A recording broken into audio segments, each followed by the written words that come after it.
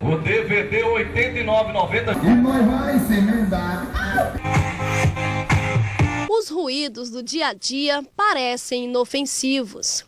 Acho que não, porque dificilmente eu ando por aqui, acredito que muito não. Barulhos que aparentemente não fazem mal à nossa saúde podem ocasionar perdas auditivas e irreversíveis. Quando ocorrem barulhos intensos, assim, abruptos, a pessoa pode ter um trauma acústico e naquele momento ela ter uma perda auditiva por rompimento dessas estruturas e isso vai afetar o nervo auditivo. Pode ser irreversível ou reversível também, na maioria das vezes irreversível. A especialista alerta para os riscos de perda auditiva em ambientes de trabalho com muito barulho, como, por exemplo, em obras da construção civil, e destaca também o aumento do problema entre os jovens. 30% dessa população já tem esse tipo de problema pelo uso excessivo, né? Intensidades acima de 85 decibéis com o fone de ouvido. Então, isso também, imagina essa população jovem, né, 14 a 19 anos, daqui a alguns anos. A exposição a sons em níveis prejudiciais ocorre todos os dias. Nossa equipe foi ao centro da cidade conferir se a lei municipal número 3.508, conhecida como a Lei do Silêncio, está sendo cumprida. A Lei do Silêncio determina que o centro da capital atinja no máximo 65 decibéis. Não é o que acontece. Nesse momento, o máximo atingido é de 91,9 decibéis, com picos máximos de 110 decibéis. A quantidade mínima, 76,2 decibéis, já ultrapassa o permitido pela lei. A Organização Mundial de Saúde, ela recomenda que o pico máximo seja de 80 decibéis para que o ouvido humano não possa desenvolver algumas doenças, como estresse, hipertensão, dentre outras. Uma pergunta, doutor Eric, quando a gente começa a falar um pouco mais acima do tom normal, já é sintoma de que a gente pode estar com algum problema na audição? Digamos que é um indicativo, né, de que pode estar acontecendo algum problema. Mas a pessoa vai ter que fazer algum tipo de exame para avaliar se realmente o problema é esse. Porque tem algumas pessoas que, por hábito ou por comportamento, tem esse hábito de falar num tom mais elevado, né? Nem sempre é uma perda auditiva. Tem que ir ao médico, fazer um exame chamado audiometria para avaliar a audição e comprovar se esse falar alto decorre de um problema de audição ou se é uma questão mesmo comportamental, de hábito. Bom, a nossa repórter mostrou aí que no centro de Teresina os níveis de ruído já são bem elevados, acima do que é considerado permitido, do que é considerado normal. Então, nós estamos naturalmente expostos a essa poluição sonora que pode ser prejudicial à nossa audição e que vai tendo essa perda gradativa realmente, ao longo da vida a gente vai perdendo a audição de qualidade? Esse tema da poluição sonora é um tema que está sendo muito abordado atualmente. Então, o que acontece?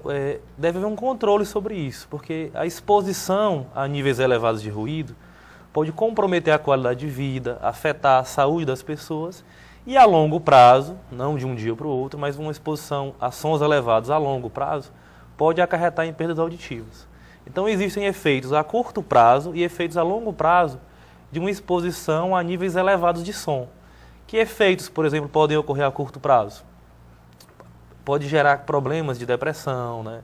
Pessoas que moram em ambientes muito barulhentos, próximos de áreas centrais, próximo de obras, a pessoa pode apresentar quadros de irritabilidade por conta do som excessivo, depressão, estresse, dores de cabeça. Se for à noite, né, essa exposição a sons intensos, a pessoa pode apresentar quadros de insônia, né, aumentar os níveis de pressão arterial, desenvolver quadros de gastrite, tudo isso decorrente de uma exposição a níveis de sons muito elevados no dia a dia. Agora, esses efeitos podem ocorrer, inclusive, a curto prazo. Agora, a perda da audição ao longo da vida, por exemplo, a pessoa já idosa, que comprometeu já a sua audição, ela perdeu em virtude da exposição a ruídos ou tem alguma carga genética embutida nisso? Não, aí entram em conta dois fatores. Então, assim, existe uma perda de audição que é chamada de presbiacusia. É uma perda de audição lenta e progressiva, que ocorre em todas as pessoas com a idade, com o passar dos anos.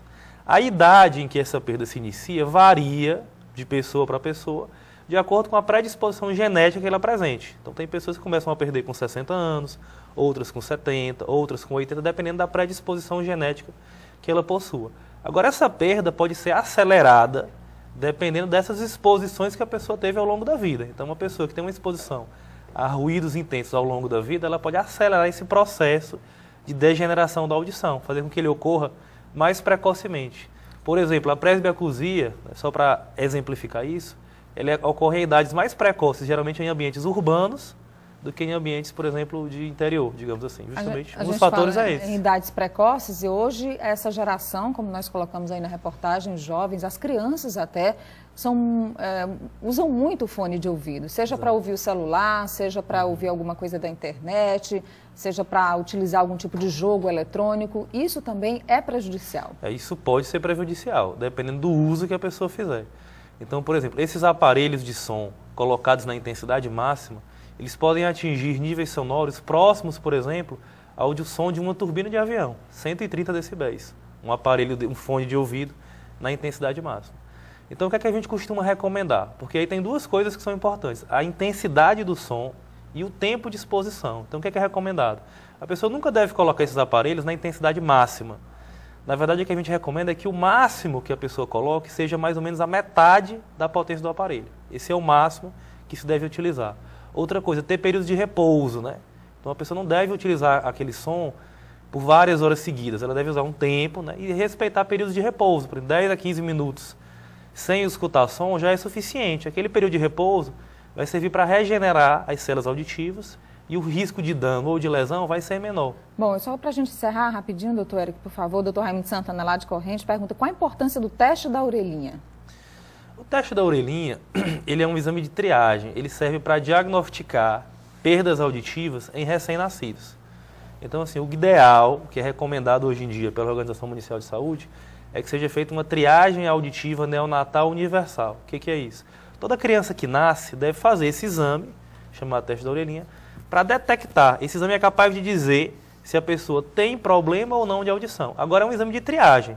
As crianças que não passam desse exame vão ter que ser submetidas a avaliações por médicos especialistas para constatar aquelas que realmente têm problema e aquelas que esse exame de triagem, por exemplo, ele não está correto, a pessoa tem audição normal.